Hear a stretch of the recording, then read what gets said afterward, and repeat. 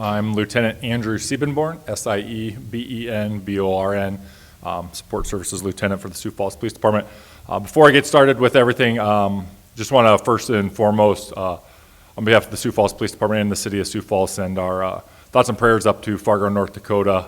For those that aren't aware, last week they had a major tragedy in their city where multiple law enforcement officers were shot and injured in the line of duty, along with one officer being killed in the line of duty, and they also had an uninvolved citizen that was shot during the incident as well. So just wanted to, again, send our thoughts and prayers up to them and let them know that we're thinking about them and we're rooting for them, and those officers that are still recovering from their injuries, we wish them nothing but the best.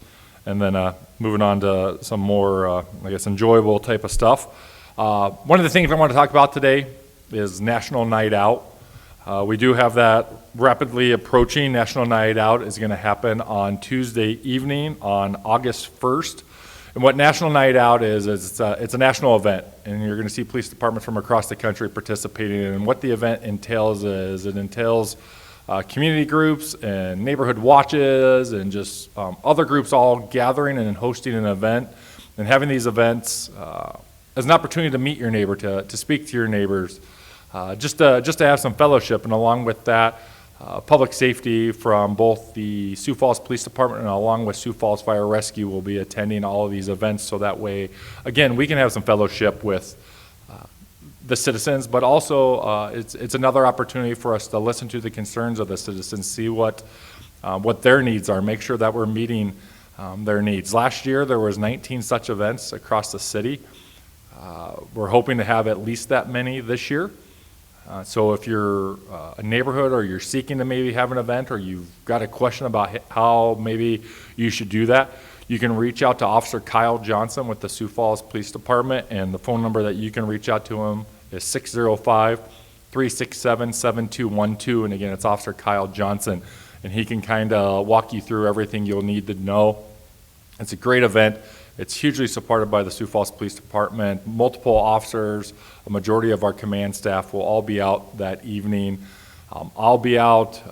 I try not to miss this event, honestly, because it's one of the nights we're fed really well, and there's some incredible food that is offered up there, and there's some legendary National Night Out events, and oftentimes officers kind of fight to which ones they get to go to first. But you don't, like, food's not a requirement, but like you said, there's a lot of guys, and there's a lot of separate events that are super famous for the type of food or homemade root beer that you get. But we really enjoy it because it's just a way for us to interact with people outside the normal course of our duties. And if you think about the mission statement of the Sioux Falls Police Department, partnering with the community to serve, protect and promote quality of life, it really falls right in line with that. So again, if you're looking at hosting an event, or you want to host an event, or you have any questions, it's Officer Kyle Johnson, Sioux Falls Police Department, and he can be reached at 605-367-7212.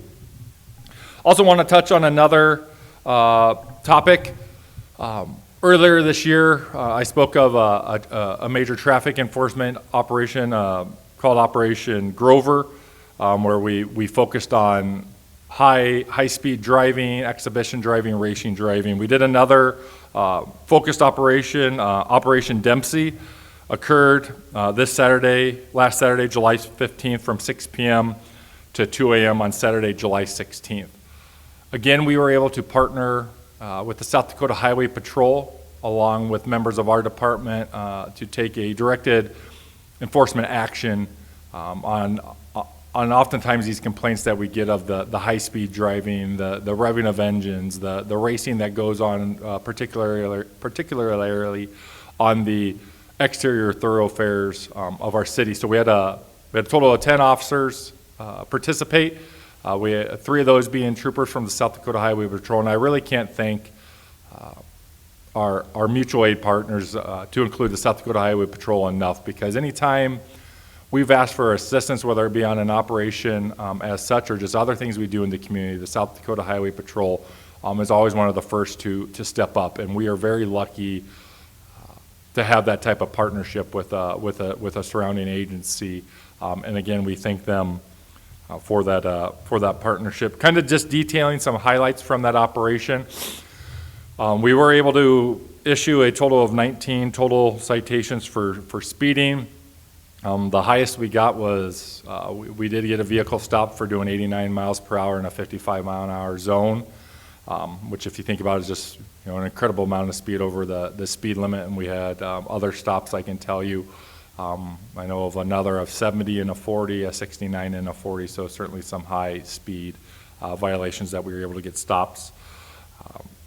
Also in this detail, we had a significant amount of DWI arrests, and even though the detail didn't focus on DWIs, that's another incredibly important part of the traffic safety puzzle. So we actually, during the detail, we had 6 arrests for DWI that involved alcohol, and we had 2 arrests for DWI that involved drugs. So, and oftentimes those stops came from what started out as a quote-unquote simple speeding violation. And alcohol and vehicles don't mix, drugs and vehicles don't mix, but drug speed, alcohol, speed, and vehicles certainly don't mix, and it just makes it very dangerous. So we take that DWI enforcement seriously, and we're happily able to report that we got a total of 8 impaired drivers off the road.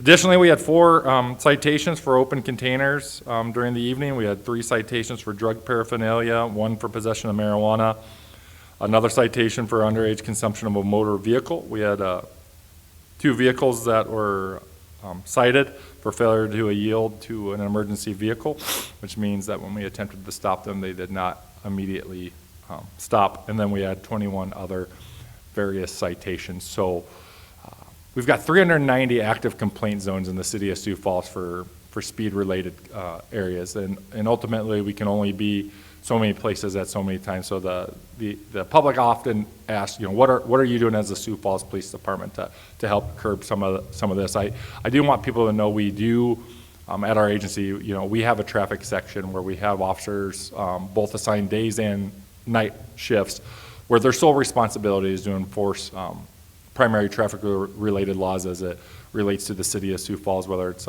city ordinances or South Dakota codified law. So we have a very robust number of officers that do that. And then as our schedule, as staffing allows, we're going to continue to have these larger focused enforcement details where we partner with other agencies. Knock on wood, we've, with the amount of racing and the amount of high speeds that go on, we've only had a handful of, serious accidents and traffic fatalities, and it could certainly be more, but when you as a driver engage in that behavior, you're certainly stacking the cards against not only yourself but an innocent civilian to be hurt or injured if you're racing in town or if you're driving at those high speeds. So if you know someone who's doing it, I would tell them to humbly ask you that you ask them to stop. However, like I said, we're going to continue our enforcement. We're going to continue to partner with other agencies, and we're going to do everything we can to address the issue, because it's a public safety matter, and it's a safety matter, and people do get hurt, people do get injured, and people do get killed because of that behavior. With that said, I'll certainly stand for any questions from the media if you have any. So the question was, do we have any trends as far as the actual violation? If there's an actual racing violation, or if it's just speeding citation. So there is a violation that you can write specifically for racing. There's obviously, for that violation, certain components that have to be met to have it to fall within the racing, to be able to cite someone for that violation. And one of it being higher speeds, and one of the other parts is that it's got to be in a simulated race with another vehicle. Sometimes we come across that, sometimes we don't. I mean, we do when we run these details. If that violation is applicable, we look to write it. Sometimes we just get the cars that are, or the motorcycles that are just driving at the significantly higher speeds, and that's where where we'll write them the speeding violation. Yeah, the question was how often do we write that violation? It's not and I would tell you, much as the gentleman stated, like we don't write it a ton because there's just certain criteria that has to be met that isn't oftentimes always that we're able to see happen. So that's where, again, if we don't have that criteria met for the other prongs that meet a racing violation, other things we can write it for is obviously the speed. Otherwise, there's also another violation called exhibition driving. And part of that exhibition driving violation isn't necessarily, it can be that you're in a simulated race, but it can be for excessive revving of your engine, for operating in your vehicle in a manner where there's excessive sway and stuff like that. So I would tell you, like, from my standpoint as a traffic lieutenant, you'll see a very large number of speeding violations. That exhibition driving violation is a little bit easier of a standard to meet, and then racing would fall under that as far as the standard, as far as kind of, how often you would see those sites. Yeah, the question is, what do you do if you see someone engaged in this behavior? And I'd always encourage people to call. You can either call 911, which is fine, or you can call our non-emergency number to Metro, which is 605-367-7000. They literally both go to the same place. The only thing I would tell you, if you're on a cell phone, is that 911 will lock up your cell phone for a little bit. So if you remember that 605-367-7000 number, still get you to a dispatcher just like 911, the exact same spot, but it won't lock up your cell phone. But yeah, I would tell you to call it in. We believe it's a serious violation. Depending on the day, we may have officers in that area that are able to potentially look for that vehicle, immediately address it. Other times, we're kind of wrong place at one time. I can speak of one violation, particularly that I was involved in from Saturday night. A person called in a DWI, or a suspected DWI, and the vehicle was traveling at a very high rate of speed at one point in time. Next it was going 3 to 5 miles an hour, and it was in the median of the road out on Veterans Parkway. They followed it as long as they safely could. They eventually lost contact with it, and we went and checked the area, and we were able to, 10 minutes later, we still found the vehicle, and we were able to see that the subjects were significantly impaired. So had that citizen just kind of blown that off as, hey, there's nothing the police department's going to do, they're not going to get here, I'm not going to call it in, there's no way we would have gotten that person. But they called it in. And quite frankly, with a little luck on our side, being at 10 minutes later, we found it, and we were able to get I can tell you, a very significantly impaired driver off the road. So if you see it, call it in. I can't always guarantee you, we're going to have someone in that area, but at least we know, and we'll continue to know. And a handful of those times, we will be in the right area at the right time and get it addressed. And racing, we will maintain racing, high-speed driving while intoxicated. Those are violations where people can be injured or killed, and they are life-saving incidents when we do intervene, whether it's through arrest or citation. Yep, they do fall. They are citable. You can cite for them. I can tell you generally, because we do take racing so serious, if it is a racing violation, we do look to, more often than not, arrest that person and take them to jail for that violation. Exhibition driving, speeding, depending on the circumstances, you can still go to jail for those violations, but more often than not, unless it's significantly egregious, you can generally. Outside of other circumstances, it's generally handled by a citation. But like I said, you can be lodged for any of those violations. Yeah, the question was Veterans Parkway. Has that been a focus? I can tell you where we see a majority of the racing, the majority of the high-speed driving is going to be where we have the 2 3-lane roads. So whether it's Veterans Parkway, whether it's anywhere on 57th Street, whether it's anywhere on the Ellis Road. Find me a 4-lane road where it opens up, and I can guarantee you we've got racing, we've got high-speed driving going on. So we try to use the data that we get. We try to use what we observe. We try to put that whole puzzle together and focus our efforts, but not leave one side of town covered and one side of town not covered. But I think it was the other day. We obviously were not able to affect a traffic stop, but we had a traffic officer out near Veterans Parkway clock someone going 137. On Veterans Parkway. On Veterans Parkway. That I'm not certain, but yeah, doing upwards of over 130 miles an hour on a motorcycle.